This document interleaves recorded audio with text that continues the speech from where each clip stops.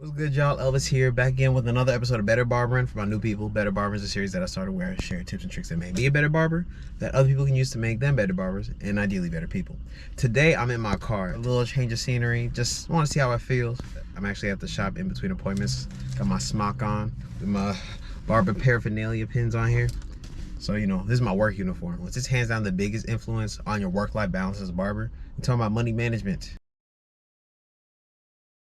I used to think barbers didn't make any kind of real money. And then I found out that's less accurate. And now I'm blessed to be a barber that makes more than average. And when I was making a lot less money, I had a lot fewer options. At whatever step I was within the journey, money management was the most important thing that I had to hone. Because it's not about how much you make, it's about how much you keep. And if the things that you're spending money on aren't adding more money to your pocket or more value into your life, what are you really spending the money on? I don't really want to make this finances 101 as a barber type video, but you got to have a basic understanding of assets and liabilities. But anything that helps you make more money or retains its value is an asset. And anything you spend money on that doesn't add value is a liability. And some people like to label some liabilities as assets, like, oh, I'm investing in the experience. But what does the experience do for your pockets? If you invested in an experience that gave you relevant experience to making more money, that's an asset. But if you spend money, but more importantly time, on anything that doesn't add knowledge or practical experience to something that you want to do in the future, you kind of wasted the money. It could be argued you wasted the money. But regardless of the assets and liabilities you personally have to deal with, because everybody's life circumstances are different, what really comes down to your money management being on point is priorities and disciplines. Your money goes where your attention flows. Are you spending money on things that make you better as a person? Are you spending money on things that increase your work-life balance, your money-making potential?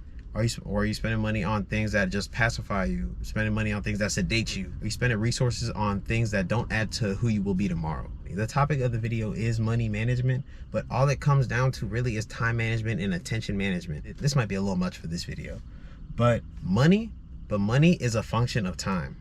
You can't make money without time. Time multiplied by the value provided equals the money you get. Money flows where attention goes.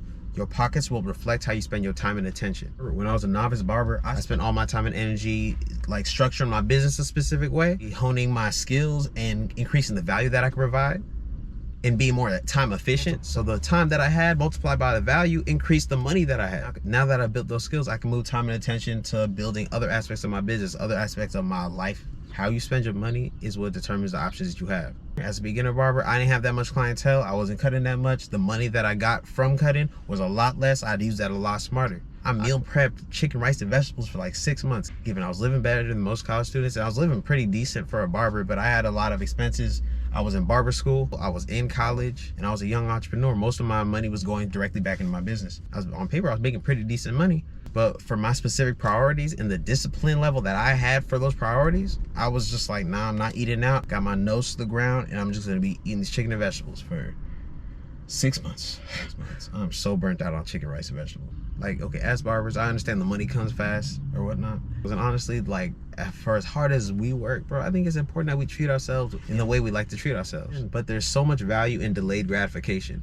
Because most of the things that you want, you don't want that much. Most of the things that we want as humans, we don't even want those specific things. We want what they represent. At a certain point, I wanted a nice car because I wanted the perception of, oh, like that dude has a nice car. I like that look. But once I learned that it wasn't the car that I wanted, it's the validation, that changed my priority on the car. As an individual, understanding what was pushing me in that direction, like why I felt like that was a need for me. Because I have decent cars. Like all the cars I ever driven were decent. Like they weren't super impressive, but there was no real reason. I was never in a position where I was really hard pressed to upgrade. You could really boil this all down to self-awareness, because like me as an individual, I'm notoriously like resilient to peer pressure. I don't care whose idea was it. I don't care if my mom feels that way. I don't care if your mom feels that way. If I don't feel that, I'm not doing that shit. And if I want to do it, I'm gonna do it on my time. I'm not gonna be rushed into shit. But that's because I know who I am and I know what motivates me. And I know that nobody else is invested in my problems as much as me. All right, y'all, I feel like that's a good place to wrap up. Try a different format today. Let me know how y'all feel about it. I can't really tell. I'm recording my GoPro versus my iPhone. So like it's hard for me to tell what the quality really looks like and the lighting and whatnot on it. No, if you fuck with it, let me know. But if you haven't already, go ahead and follow your boy on Instagram at Cuts by Elvis. Oh, but also check out craftoverclout.com. Just dropped new merch. We got Crap Chaser hats. We got them in black as well as navy blue. But I don't know if they're on the website. High key, I hope they're on the website when this goes up. If they're not, they'll be soon. Time is a human construct.